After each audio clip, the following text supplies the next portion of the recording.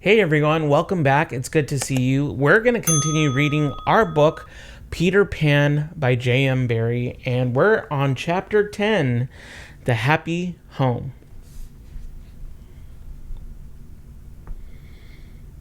One important result of the brush on the lagoon was that it made the Redskins their friends. Peter had saved Tiger Lily from a dreadful fate, and now there was nothing she and her braves would not do for him. All night they sat above, keeping watch over the home under the ground and awaiting the big attack by the pirates, which obviously could not be much longer delayed. Even by day they hung about, smoking the pipe of peace and looking almost as if they wanted tidbits to eat. They called Peter the Great White Father, prostrating themselves before him, and he liked this tremendously, so that it was not really good for him. The Great White Father, he would say to them in a very lordly manner as they groveled at his feet, is glad to see the Pickaninny warriors protecting his wigwam from the pirates. Me, Tiger Lily, that lovely creature would reply. Peter Pan save me. Me, his very nice friend. Me no let pirates hurt him. She was far too pretty to cringe in this way, but Peter thought it is his due, and he would answer condescendingly, It is good. Peter Pan has spoken. Always, when he said, Peter Pan has spoken, it meant that they must now shut up, and they accepted humbly in that spirit. But they were by no means so respectful to the other boys, whom they looked upon as just ordinary braves. They said, how do, to them, and things like that. And what annoyed the boys was that Peter seemed to think this is all right. Secretly, Wendy sympathized with them a little, but she was far too loyal a housewife to listen to any complaints against Father. Father knows best, she always said, whatever her private opinion must be. Her private opinion was that the Redskins should not call her a squaw. We have now reached the evening that was to be known among them as the Night of Nights, because of its adventures and their upshot. The day, as if quietly gathering its forces, had been almost uneventful, and now the Redskins in their blankets were at their posts above, while below the children were having their evening meal. All except Peter, who had gone out to get the time. The way you got the time on the island was to find the crocodile, and then stay near him till the clock struck. This meal happened to be a make-believe tea, and they sat round the board, guzzling in their greed, and really, what with the chatter and recriminations, the noise, as Wendy said, was positively deafening. To be sure, she did not mind noise, but she simply would not have them grabbing things and then excusing themselves by saying that Toodles had pushed their elbow. There was a fixed rule that they must never hit back at meals, but should refer the matter of dispute to Wendy by raising the right arm politely and saying, I complain and so and so. But what usually happened was that they forgot to do this or did it too much. Silence, cried Wendy, when for the 20th time she had told them that they were not all to speak at once. Is your calabash empty, Slightly, darling? Not quite empty, Mummy, Slightly said, after looking into an imaginary mug. He hasn't even begun to drink his milk. Nibs interposed. This was telling, and Slightly seized his chance. I complain of Nibs, he cried promptly. John, however, had held up his hand first. Well, John? May I sit in Peter's chair, as he is not here? Sit in Father's chair, John? Wendy was scandalized. Certainly not. He is not really our father, John answered. He didn't even know how a father does till I showed him. This was grumbling. We complain of John, cried the twins. Toodles held up his hand. He was so much the humblest of them. Indeed, he was the only humble one that Wendy was specially gentle with him. I don't suppose, Toodles said diffidently, that I could be father. No, Toodles.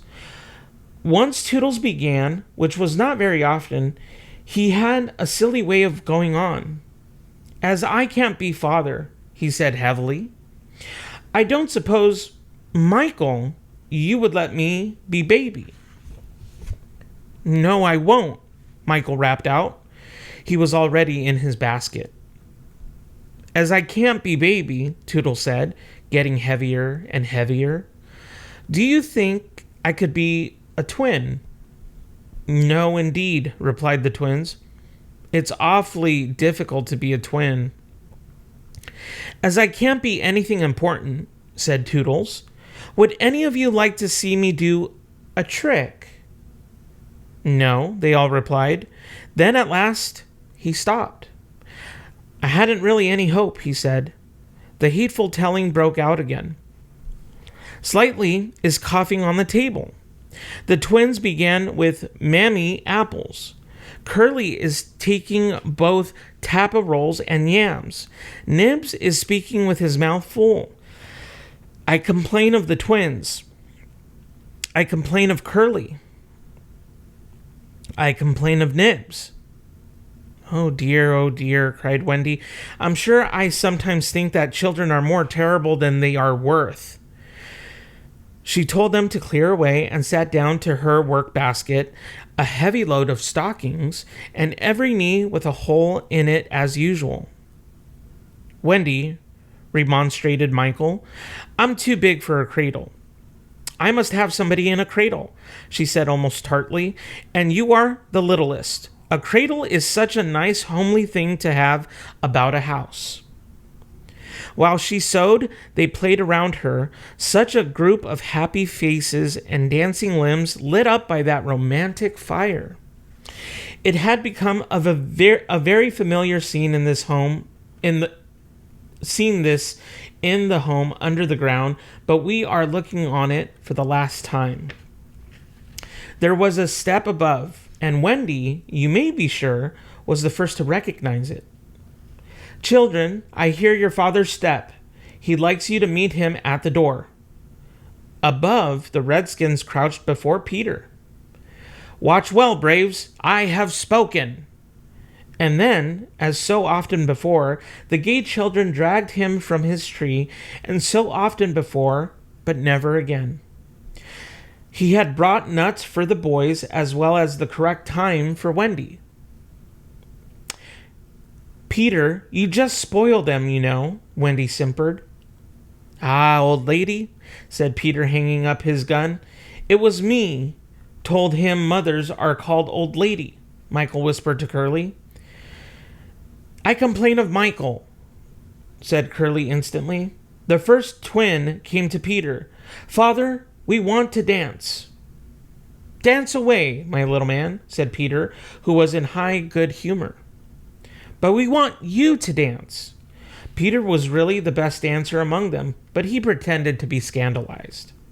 Me? My old bones would rattle. And Mummy, too. What? Cried Wendy.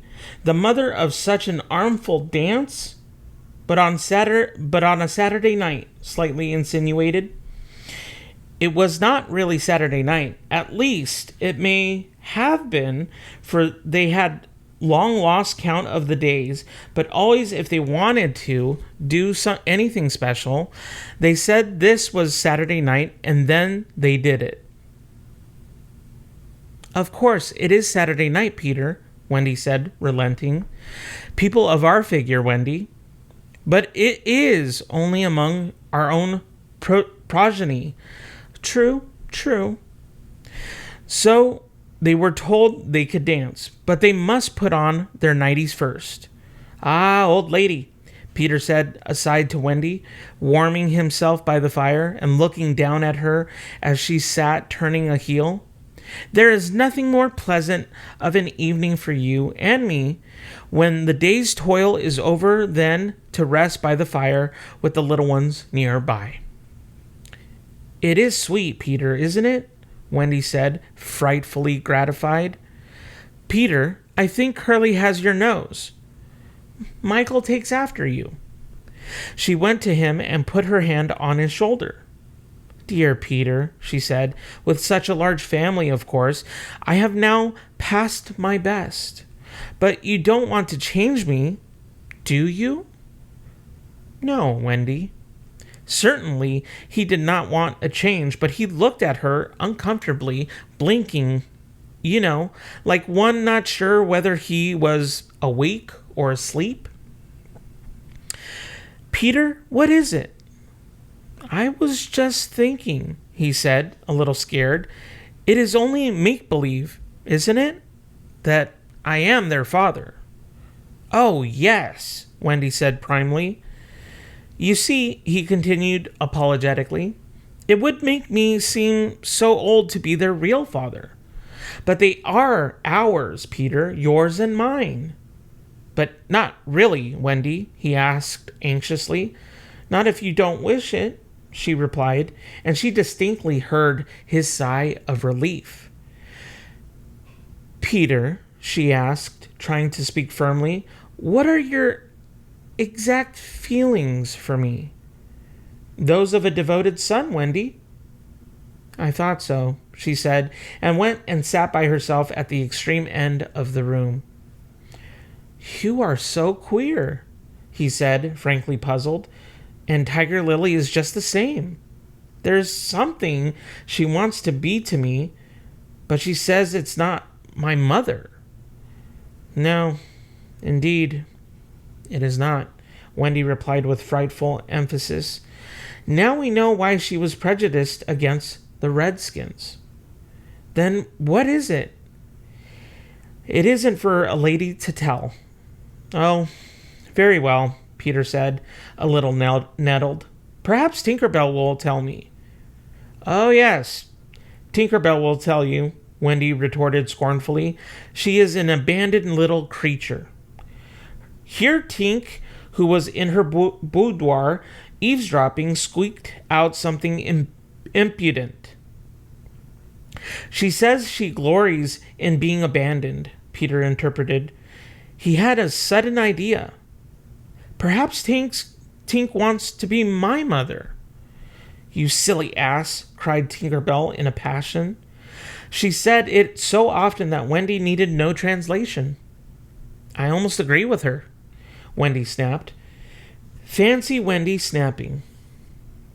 But she had been much tried, and she little knew what was to happen before the night was out. If she had known, she would have not snapped. None of them knew.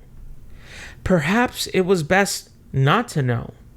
Their ignorance gave them one more glad hour, as it was to be their last hour on the island. Let us rejoice that there were 60 glad minutes in it.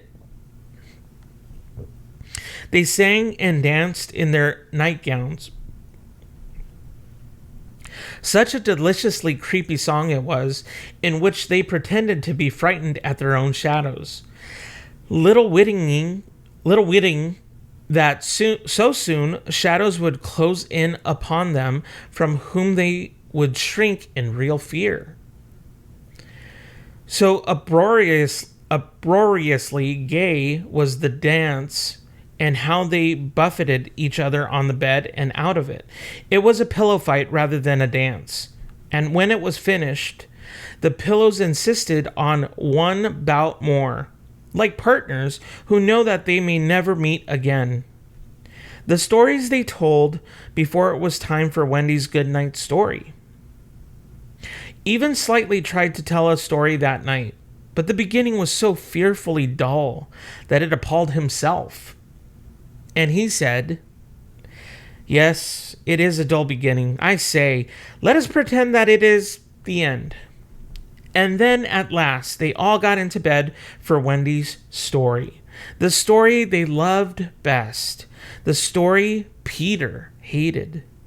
Usually, when she began to tell this story, he left the room or put his hands over his ears. And possibly, if he had done either of those things this time, they might all still be on the island. But tonight, he remained on his stool, and we shall see what happened. And that is the end of the chapter. Feel free to move on to the next chapter, chapter 11, Wendy's story.